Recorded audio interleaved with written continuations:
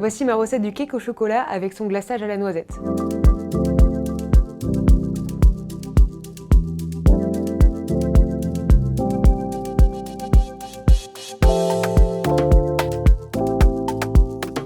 Pour la recette du cake au chocolat, il nous faudra 2 œufs, de l'huile, du sucre, de la crème fraîche, du cacao, de la levure, de la farine, du lait, du beurre pommade, de l'huile neutre, du chocolat et des noisettes.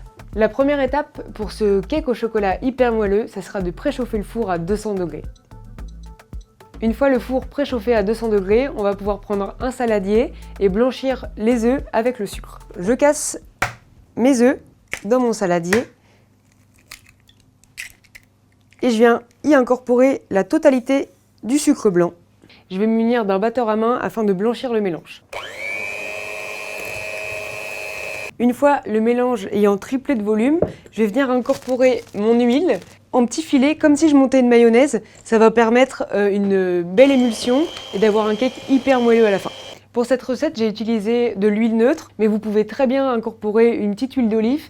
Ça apportera un petit twist à la recette qui sera pas désagréable. Je prends une petite maryse et je viens incorporer la bonne crème fraîche à mon mélange. Et je viens également incorporer le lait. Une fois que j'ai tout incorporé, je reprends mon batteur et on y retourne.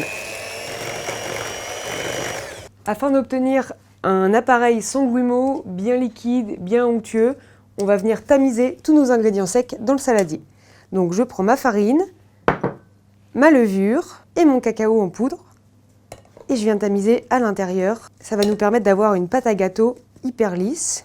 On n'hésite pas, on frotte un peu avec la main pour bien récupérer la totalité des ingrédients.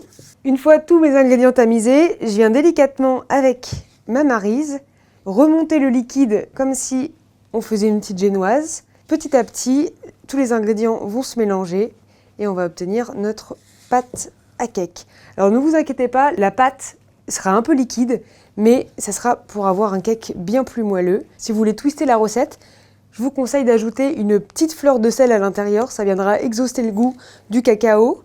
En plus, c'est du cacao noir amer, alors du coup, ça viendra vraiment soulever le petit côté torréfié du cacao et ça sera d'autant plus meilleur. Avant de mettre notre pâte à cake dans notre moule, on va se munir d'un petit pinceau et d'un peu de beurre et on vient beurrer notre moule pour faciliter le démoulage et pour avoir un cake qui gonfle bien droit également. On en met bien partout, on remonte bien sur les bords, comme ça notre cake il va bien gonfler, et plus il est gonflé, plus il est moelleux. Et maintenant il ne reste plus qu'à verser notre pâte dans le moule.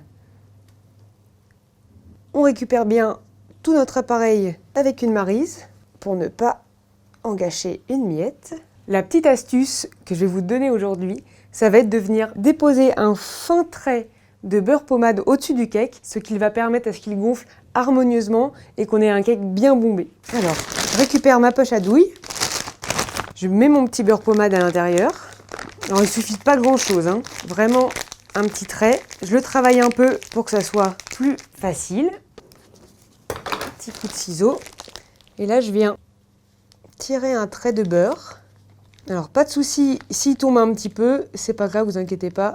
De tous les cas, il va fondre et ça permettra le bon gonflement de notre cake. Maintenant, c'est parti pour la cuisson. 40 minutes à 150 degrés et on se retrouve après pour le glaçage à la noisette. Le four a sonné, on va pouvoir sortir notre gâteau du four. On récupère notre gâteau. Une petite lame de couteau pour vérifier la cuisson de notre gâteau. Si elle ressort propre, c'est que c'est cuit. On va maintenant laisser refroidir entièrement notre gâteau et on va passer à la recette du glaçage. Première étape, on récupère nos petites noisettes. On va venir les concasser grossièrement et les faire torréfier dans notre poêle. Alors le fait de les faire torréfier, ça va apporter un petit côté caramélisé, plus gourmand à notre glaçage. Alors faites attention, elle s'échappe. Alors, lame du couteau à plat, on appuie sur les noisettes. Alors pas besoin que ça soit hyper précis, on vient juste les casser en morceaux. Et vu qu'on viendra glacer après notre cake, on verra les petits morceaux de noisettes apparaître et ça sera d'autant plus gourmand. Alors 2 techniques pour la torréfaction des noisettes, soit au four pendant une dizaine de minutes à 160 degrés, soit à la poêle, on remue doucement et ça sera fait. Je fais chauffer ma poêle, pas trop fort. pour pas brûler les noisettes. Donc ça chauffe. Je viens mettre mon petit chocolat dans un cul de poule et je le fais fondre au micro-ondes. Surtout, quand vous faites fondre votre chocolat au micro-ondes, n'hésitez pas, toutes les 30 secondes, à ouvrir la porte, à mélanger un petit peu pour éviter que le chocolat brûle. Nos noisettes sont torréfiées, je les laisse de côté pour la fin du glaçage. J'ai sorti le chocolat du micro-ondes, il reste encore quelques petits morceaux, mais pas de souci. Vous mélangez bien, vu que le saladier est chaud, ça va venir faire fondre le reste du chocolat tranquillement. Je mélange bien, sans incorporer trop d'air pour éviter les bulles. On a un chocolat bien brillant et on va pouvoir venir y ajouter l'huile neutre qui va permettre d'avoir un glaçage hyper brillant et qu'on ait un enrobage bien croquant. Je prends mon huile neutre, donc huile de pépins de raisin au mieux, parce qu'elle est vraiment très neutre en goût et ça évitera d'avoir un glaçage avec différentes saveurs. Vraiment chocolat noisette, on reste bien focus là-dessus. Si vous avez du mal à trouver en supermarché, une huile de tournesol ou d'arachide, ça suffira très bien. Je mets l'huile, je mélange et là je viens rajouter toutes mes noisettes. On a notre glaçage, les petits morceaux de noisettes sont à l'intérieur. Notre cake au chocolat a bien refroidi, je l'ai disposé sur une grille. Une petite plaque en dessous pour récupérer le glaçage et s'en resservir ou le déguster à la cuillère. Tout simplement, je viens napper mon gâteau. On recouvre bien. On en met bien sur les bords pour que ce soit bien craquant partout. Il faut bien l'étaler pour qu'on ait une coque bien fine et pas trop écœurante. On récupère les petites noisettes. Alors vous pouvez même récupérer un petit peu de glaçage. Super bon glaçage. Un petit peu de glaçage pour venir terminer les petits coins où il n'y en a pas. 10 petites minutes au frigo pour que le chocolat fige et on déguste. Le gâteau est enfin froid, il est temps de le sortir du frigo afin de procéder à la découpe. Avec 2 petites spatules, je vais venir décoller le gâteau de la grille. Prenez votre temps, c'est pas le moment de faire un accident, ce serait dommage. Les 2 petites spatules, on soulève et on dépose notre cake au chocolat sur la planche.